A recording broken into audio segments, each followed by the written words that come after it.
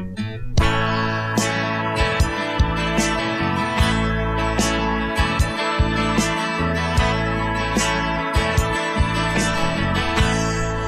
งคราวก็อยากจะฝันบางทีก็อยากจะรู้ให้มีความหมายในใจของเธอใจน้อยช่างโหดร้ายมองคนอย่างนั้นเฉยให้น้องใครเล่าจะอดทน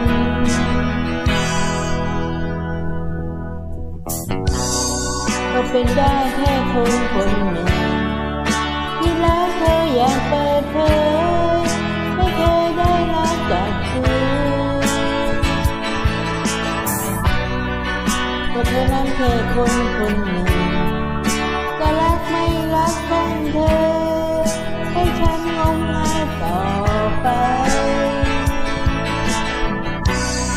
เธอได้รักได้คิดได้ชอบ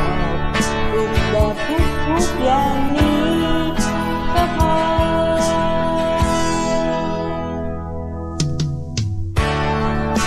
นี่ตัวเราคงพา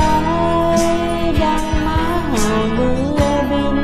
จนสิ้นใจยังไม่ได้หยุด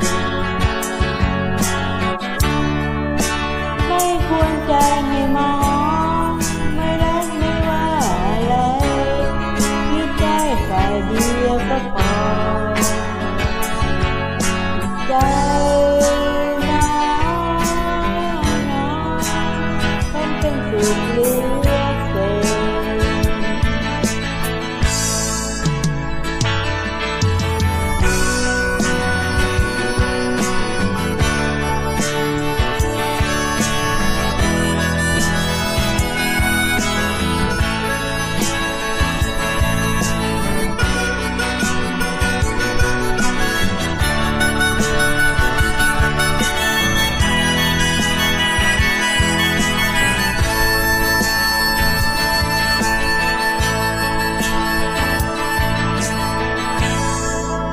รักความสุขจนล้นต้องด้นดันผ่านทุกนา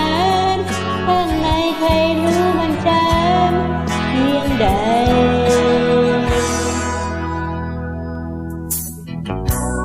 เมื่อลมพัดผ่านผิวบางๆฉันวอนว่าลม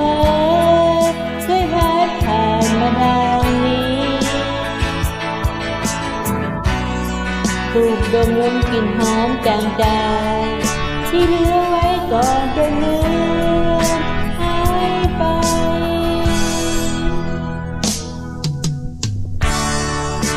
นี่ตัวเราคงพายดังม้าเห่าเรือบิน